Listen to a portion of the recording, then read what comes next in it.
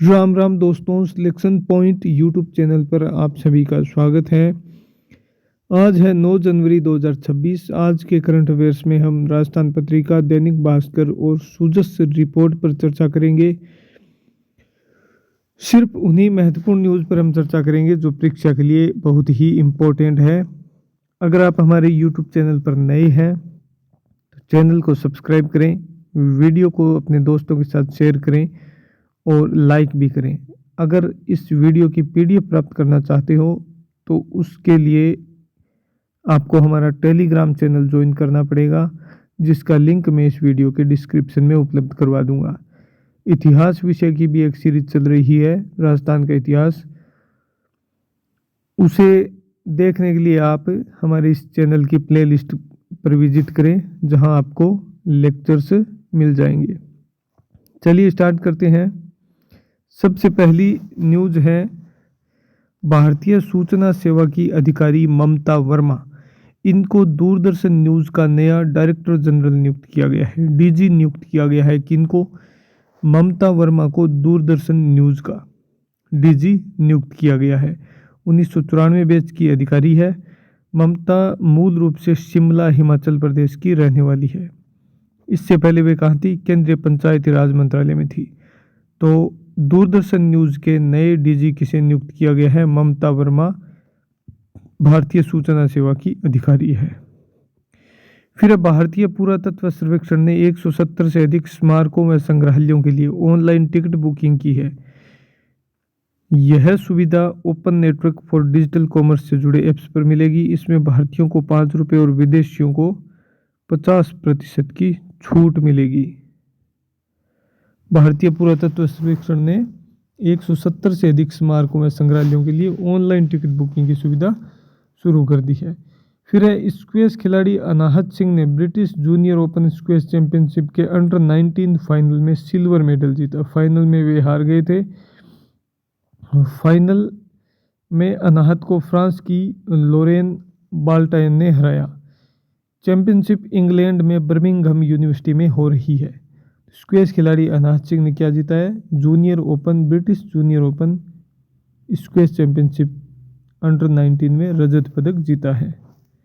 इसके बाद में जापान के वैज्ञानिकों ने स्टेम सेल तकनीक से लैब में मानव मस्तिष्क के मिनिएचर सर्किट विकसित किए। यह शोध मानव मस्तिष्क के विकास, ऑटिज्म और अन्य न्यूरो व मानसिक बीमारियों को समझने में मदद करेगा।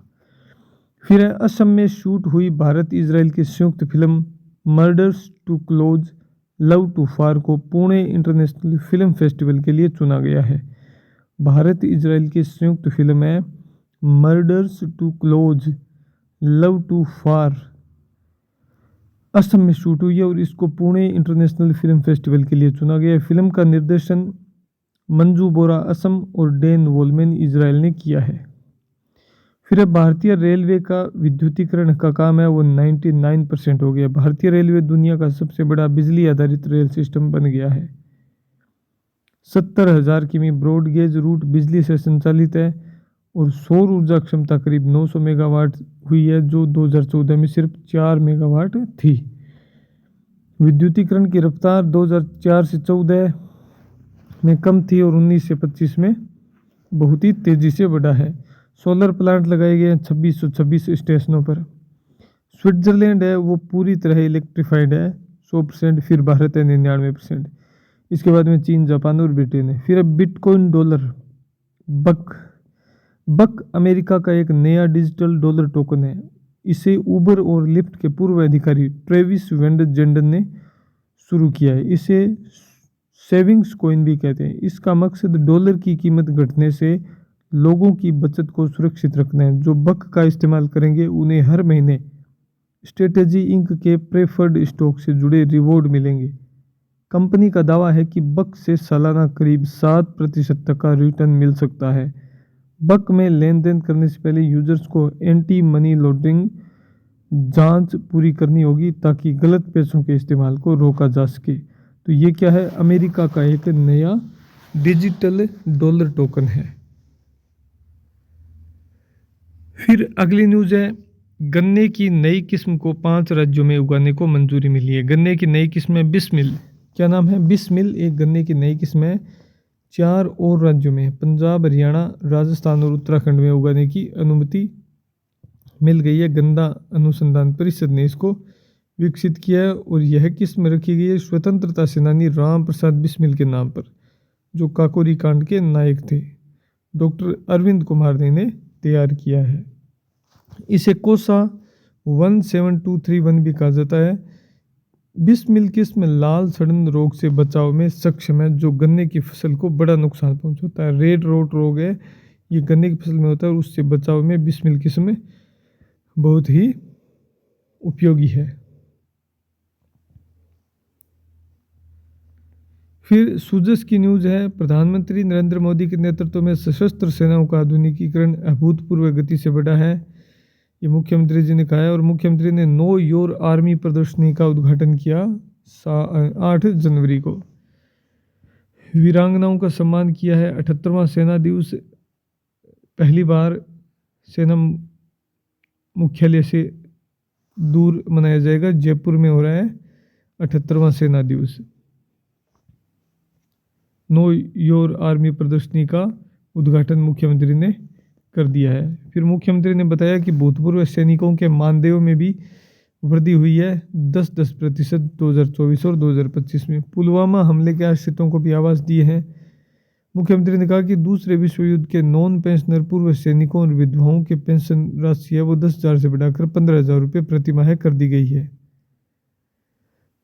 वीर गति प्राप्त सैनिकों के सम्मान में 43 विद्यालयों का नामकरण हुआ है। और बैटल कैजुअल्टी सैनिकों के 7 आश्रितों और 23 शौर्य पदक धारकों को कुल 750 बीघा भूमि आवंटित की गई है। और पुलवामा हमले में वीरगति प्राप्त केंद्रीय रिजर्व पुलिस बल के 5 कार्मिकों की आश्रित वीरांगनाओं को निवास भी दिए गए हैं। इसके बाद में ऑपरेशन सिंदूर की भी मुख्यमंत्री जी ने चर्चा की। और भारत का रक्षा उत्पादन है वो 1.51 लाख करोड़ रुपए के रिकॉर्ड स्तर को पार कर गया है। और रक्षा निर्यात है वो भी 23,622 करोड़ रुपए का हो गया है, लगभग $2.5 बिलियन का। फिर राज्य स्तरीय पुलिस सम्मेलन 2 दिवसीय कहाँ पर हो रहा है? जयपुर में हो रहा है। 2023 के मुकाबले अपराधों में 15% की कमी आई है। राजस्थान पुलिस अकादमी में ये कार्यक्रम हो रहा है। महिला अत्याचार में 10% की कमी और SC/ST अत्याचार में 28% की कमी आई है। गृह राज्य मंत्री कौन है? जवाहर सिंह बेडम है। गृह राज्य मंत्री जवाहर सिंह बेडम। और राजस्थान पुलिस के महानिदेशक कौन है? राजीव कुमार शर्मा। कौन है? राजीव कुमार शर्मा है। मुख्यमंत्री ने कार्यक्रम में ई-विजिटर्स पोर्टल एवं E0 FIR का भी शुभारंभ किया है। Sardar Patel centre for cyber control room और राजस्थान पुलिस तकनीकी प्रशिक्षण अकादमी की स्थापना भी 350 करोड़ रुपए की लागत से हो रही है। इसके अलावा मुख्यमंत्री जी ने बताया कि प्रदेश में बेहतर कानून व्यवस्था से निवेश का वातावरण बना है।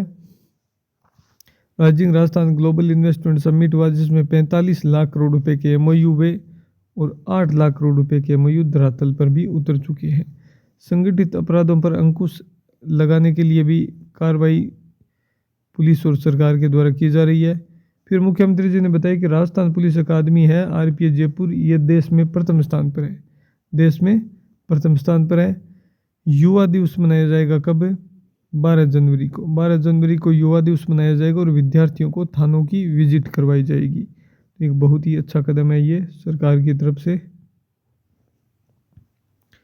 फिर 29वें राष्ट्रीय युवा महोत्सव में हिस्सा लेने वाले प्रदेश की युवाओं से संवाद कार्यक्रम मुख्यमंत्री जी के द्वारा किया जा रहा है। 29वां राष्ट्रीय युवा महोत्सव है नई दिल्ली में आयोजित होगा, 29वां। और हमारे युवा मामले में खेल मंत्री कौन है? कर्नल राज्यवर्धन सिंह राठौड़। कर्नल राज्यवर्धन सिंह राठौड़ है। और हमारे ये खड़े हैं मुख्यमंत्री जी भजनलाल जी शर्मा। ये युवा मामले में खेल मंत्री राज्यवर्धन सिंह राठौड़ और ये हमारे मुख्य सचिव है V श्रीनिवास। प्रदेश के 44 युवा विकसित भारतीय यंग लीडर्स डायलॉग एवं 29 युवा सांस्कृतिक प्रतियोगिताओं के लिए चयनित हुए हैं। फिर इन्होंने बताया कि 92,000 युवाओं को सरकारी नौकरी दे दी है, 1.5 लाख भर्ती प्रक्रिया दी नहीं, ये सब कुछ बताया गया है। प्रदेश, संभाग और जिला स्तर पर युवा महोत्सवों का आयोजन हो रहा है।